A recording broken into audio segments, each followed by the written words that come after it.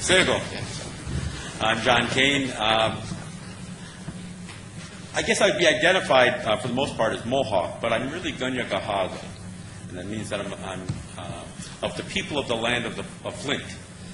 I say that because that's significant, because just like the federal recognition process oftentimes has redefined essentially who we are, we've also let words and names and titles. I'm Gunya Gahaga. I'm married to an Onyota Aga, who you would know as Oneida, 32 years, I might add. And I live in the territory of the Onondawaga, the Senecas. Now, these words have all, we've been manipulated even, what is a Seneca? A Seneca was a Roman orator. How did that end up having traction to rename the Onondawaga? How does the word Mohawk, nobody even knows what that is. Nobody even knows what that word is. If you look it up online, it's a haircut, which I don't have enough hair on top to have, by the way. But no, this is what we've allowed, again, that colonizing mindset. By the way, I was going to say everything he was going to say, so I'm winging it now. So I'm starting all over here. I didn't know he was looking at my notes. I thought he was just being friendly over there.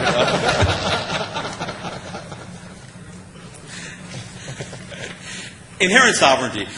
That's a unique concept. In all the world, especially the dominant European world, sovereignty was something, it was the biggest lie ever told. It was where God bestowed the ruling authority upon a certain family, as a crown. Biggest lie ever told. Our sovereignty, our right to life, our freedom, is a product of creation.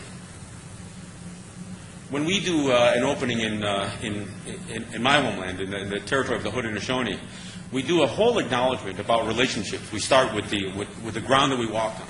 Well, I take it back. We start with the people. We start with acknowledging everybody that's here, and I do the same thing here. I acknowledge everybody that's come to hear this, not just hear us, but to interact with each other. And then we go through and we start from the ground all the way up to the stars, and we talk about relationships. Well, the problem with this federal recognition process is that it's all about this one relationship between a specific native people. Ungwe is our word for it. It means original people. Forever. Forever in both directions. That's our word. But it's all about this relationship between the federal government, and not the federal government, the Bureau of Indian Affairs. I stand here, I'm not recognized by the Bureau of Indian Affairs. I'm not a tribe, band, or nation of Indians subordinate to the laws and customs of the United States. There is no Mohawk nation recognized by the Bureau of Indian Affairs. There's the St. Regis tribe, and they actually threw the word Mohawk on there not long ago, so it's the St. Regis tribe of Mohawks. But we've seen that happen to all of us. Now it's the Oneida tribe of Wisconsin, the Oneida Indian Nation of New York, the Seneca Nation of Indians, the Tonawanda Band of Senecas. Somewhere along the line, somebody drew a border right through Gunya Gahaga territory. And that border, oftentimes, part of it's the St. Lawrence River, but most of my people live on either side of that imaginary line. So that comment about the non-federally recognized people asserting more sovereignty than perhaps the federally recognized ones, I think we qualify for that. Because we don't let that stop us. And you'll never see us apply. You'll never see the Gunya Gahaga submit a petition for federal recognition. Now, I understand the value of that. And let's face it, the 800-pound gorilla in the room is gaming. And, of course, federal funding. And that was mentioned by Brian earlier. But we need to do more for each other.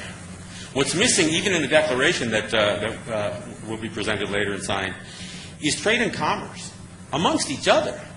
We need to have relationships with each other. That is the definition of sovereignty. That's the definition of sustainability. Not what federal funds we can get, and not how many casinos we can operate. Now, and I'm not condemning gaming, but let's be clear. Gaming is not possible because of IBRA. And it's not possible because of Cabazon. It's possible because of sovereignty. All Cabazon did was recognize what we already knew. Now, of course, it paved the way for for non-native people to have an easier time being our vendors, and to pave the way. What it did is it opened the door for the state governments to get in our business. That's what IGRA did. But it also opened up the floodgates. A whole lot of people are anxious to get a casino, and federal recognition is the path for that. But we need to start recognizing each other. That's when I talk about what we call the ahunda gariwa, that opening that we do. We talk about relationships. If we're not talking about these relationships, if all we're talking about is the petition that lands on the desk of somebody in the Bureau of Indian Affairs, then perhaps we better rethink, we better decolonize our minds. 5 policies existed in the United States when it comes to, that are pretty well established. The first one was extermination. And I'm not just talking about the chance of some bacteria floating by and wiping out some people through smallpox or influenza. Lord Jeffrey Amherst was a gentleman who actually it's the first documented case of promoting the distribution of disease through blankets. This isn't just a myth. Smallpox blankets isn't just a myth. It's real, and it's documented. George Washington. When George Washington went into the territory of the Seneca Nation, he suggested that they needed to inflict terror upon the Senecas in the Clinton campaigns. So as I stand here, I'm not just decolonized. I'm a little angry. I'm just a little angry because things do get mischaracterized. George Washington is not a hero to all of us in this room. We have a word we call the President of the United States Ranatagayas. It's loosely translated to town destroyer, but it's even more vicious than that. It's like a rabid dog that keeps tearing at the flesh and tearing at the flesh and tearing at the flesh until there's nothing left. That's what George Washington, in his orders to, in the Clinton campaign, that's what his orders were.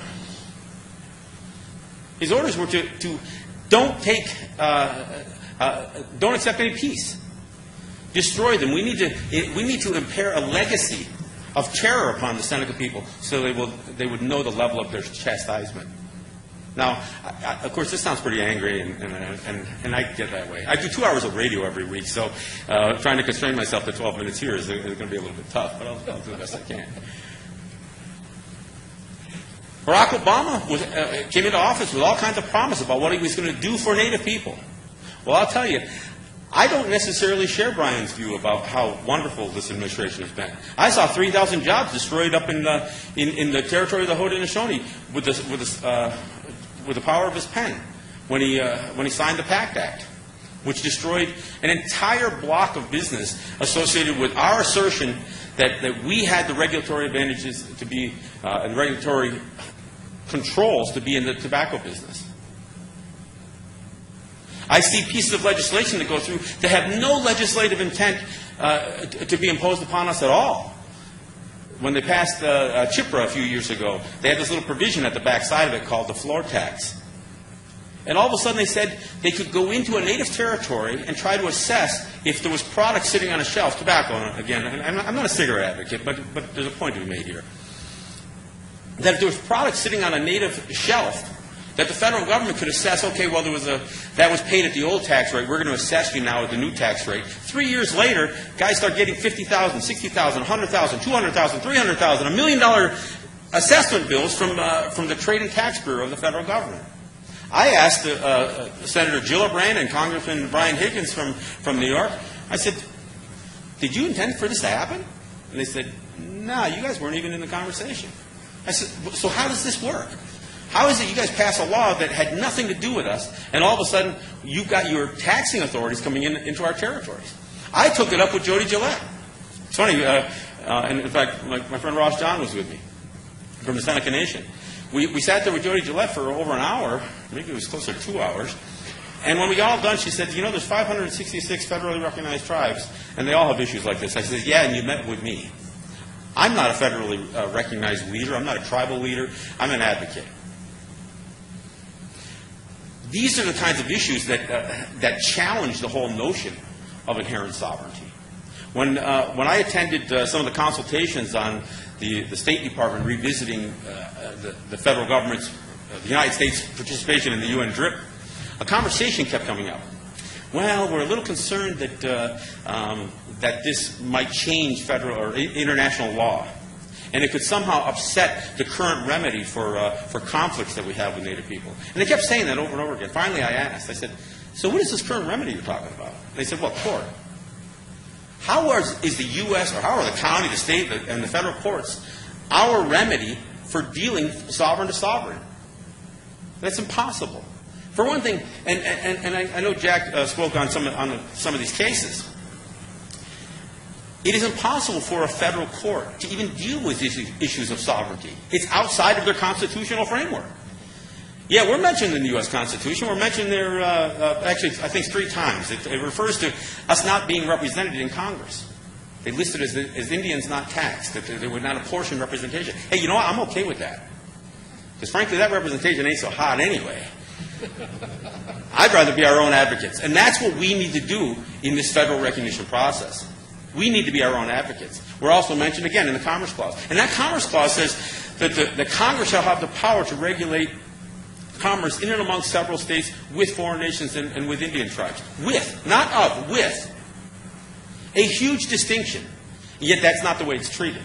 That's not the way it's treated in any of the court cases. And of course, the other provision had to do with the president having the authority to negotiate treaties,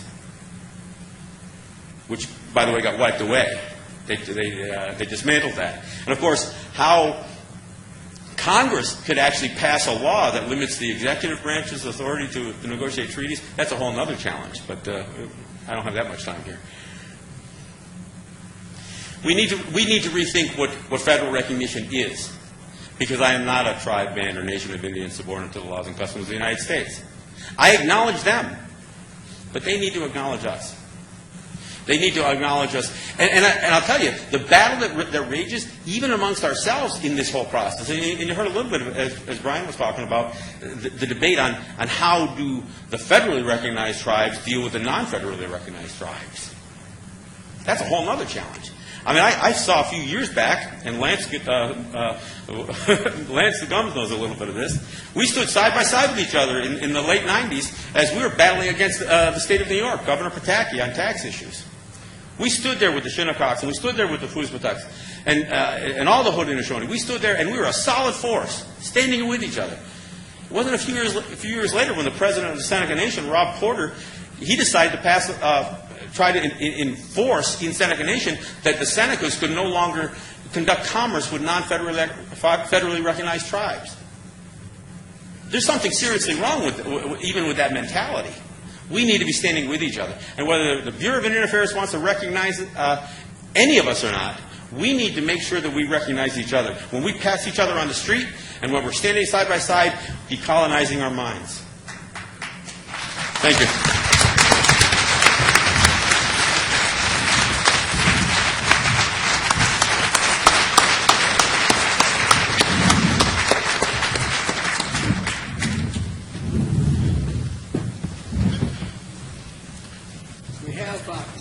We have a short time.